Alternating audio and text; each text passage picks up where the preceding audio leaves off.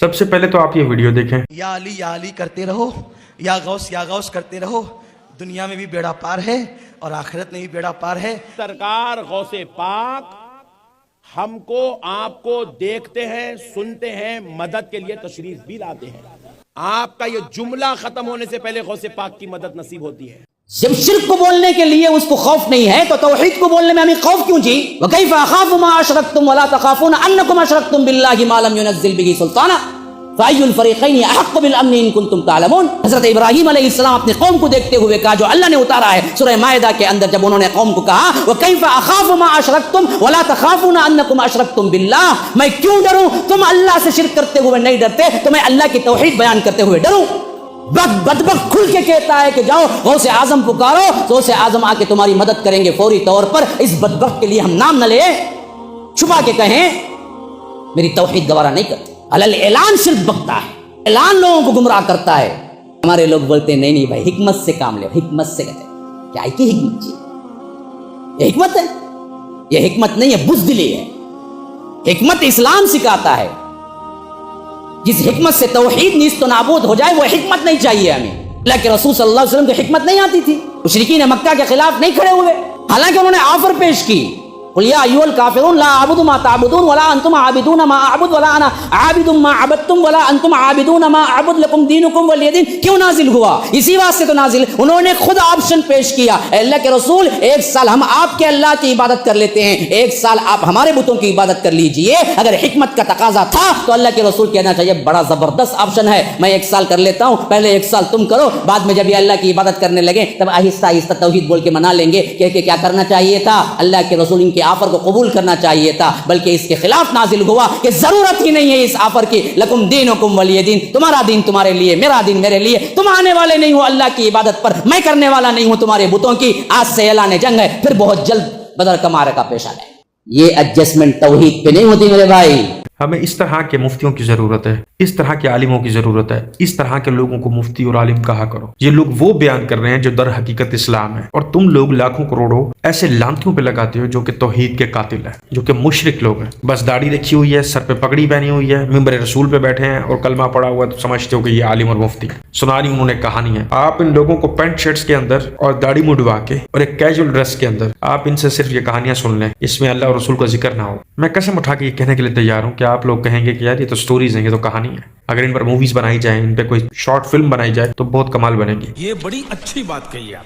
میں آپ کو غوث پاک شیخ عبد القادر جیلانی رحمۃ اللہ علیہ کی ایک کرامت سناتا ہوں۔ جی سنائیے۔ ایک بزرگ حضرت عبد الملک رحمۃ اللہ علیہ فرماتے کہ میں حضور غوث پاک کے مدرسے میں بغداد شریف میں حاضر تھا کہ اتنے میں غوث پاک اپنے ہاتھ میں ایک عصا یعنی راڈ لے کر باہر نکلے کمرے سے۔ تو میرے دل میں خیال آیا کہ کاش مجھے غوث پاک کوئی کرامت دکھا دیں۔ تو فوراً غوث پاک نے اپنے ہاتھ کی راڈ جو تھی وہ زمین میں فکس کی اور وہ راڈ ایک دم لائٹ روشن ہو گئی، اس میں سے لائٹ نکلنے لگی اور دیر تک وہ روشن رہی۔ پھر آپ نے وہ راڈ نکال لی اور مجھے دیکھ کر فرمایا بس تم یہی چاہتے تھے نا؟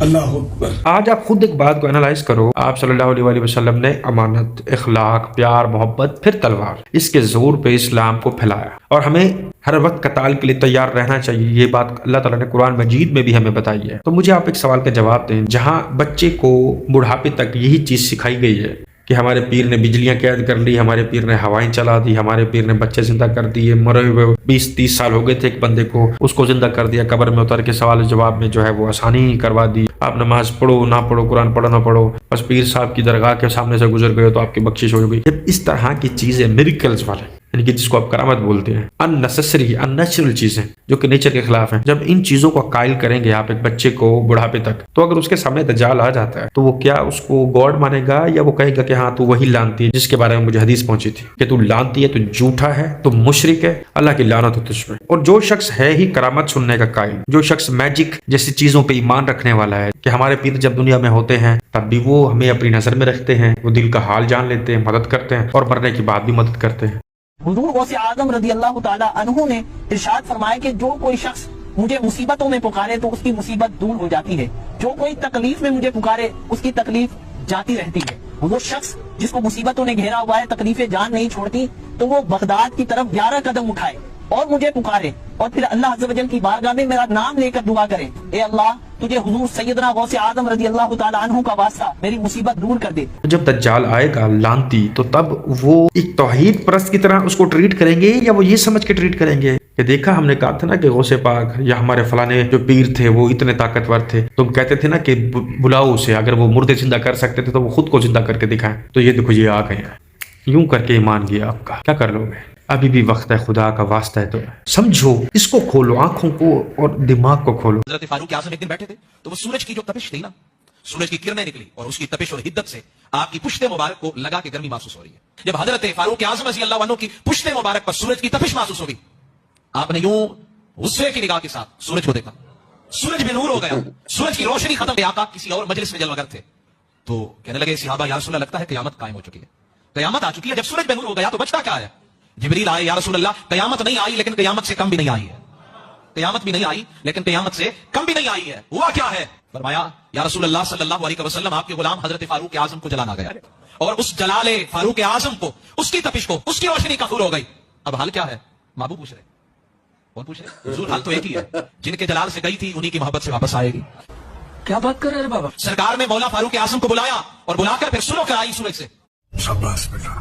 اس بندے سے اگر قرآن سر پہ رکھوا کے یہ پوچھا جائے نا کہ یہ بات نبی پاک صلی اللہ علیہ وآلہ وسلم کی متفق حدیث ہے، صحیح سند کے ساتھ ہے، اور اس کے راوی کون تھے، یہ حدیث دکھائیں، یہ حوالہ دکھائیں کہ حضرت عمر فاروق رضی اللہ تعالیٰ عنہ کی آنکھ میں وہ جلال تھا کہ سورج بے نور ہو گیا۔ کیا منی گوڈ تھے؟ اللہ تعالیٰ نے ان کی ڈیوٹی لگائی ہوئی تھی کہ تم اپنے جلال سے یا مطلب غصے سے سورج کو بے نور کر سکتے ہو، چاند کو 3-4 ٹکڑوں میں تقسیم کر سکتے ہو۔ رسول اللہ صلی اللہ علیہ وآلہ وسلم کی اس دنیا سے پردہ فرمانے کے بعد جب بارش نہیں ہو رہی تھی، قحط سالی ہو رہی تھی، تو پھر آپ نبی پاک صلی اللہ علیہ وآلہ وسلم کے چچا کے پاس کیوں بھاگے تھے؟ صحیح سند کے ساتھ یہ حدیث موجود ہے۔ پھر جا کے ان سے دعا کروائی تھی، نہ ہی نبی پاک کی قبر پہ گئے تھے کہ اللہ کے نبی اب تو آپ اللہ کے بہت قریب ہیں، کرم فرمائیے بارش ہو جائے تاکہ قحط سالی ختم ہو۔ یہ جو چیزیں تم بتا کے لوگوں کی جیبوں کو خالی کر رہے ہو، اس کے ایمان کو خالی کر رہے ہو نا، ان کو تو عذاب ہوگا سو ہوگا، کیونکہ وہ جاہل اس وجہ سے ہیں کہ انہوں نے خود کو جاہل رکھا ہوا ہے۔ آج کے جدید دور کے اندر تمہارا کیا حشر اور تمہارا کیا حال ہوگا؟ کبھی تصور کیا ہے کتنے لوگوں کا قرض تم پر ہوگا، اس کا بھی اور ایمان کا بھی؟ جوتے پڑیں گے نا، میں کہتا ہوں کہ تصور ہی کیا جا سکتا ہے کہ پتہ نہیں کیا ہوگا تم لوگوں کے ساتھ، کہ تم دین کے اندر بدعت اور روز نت نئی تبدیلیاں لا رہے ہو، کیونکہ ان کو بھی پتہ ہے کہ کہانیوں کی بیس پہ ہی معاملات چل سکتے ہیں، ہمارے گھر چل سکتے ہیں۔ اگر ہم نے خالص توحید بیان کرنا شروع کر دی تو پھر ہمیں محنت کرنی پڑے گی، ہمیں کمانا پڑے گا، جو کہ ہم نہیں کر سکتے۔ یہ سب اس کا چکر ہے، ایمان کا، اسلام کا اس سے کوئی تعلق نہیں ہے۔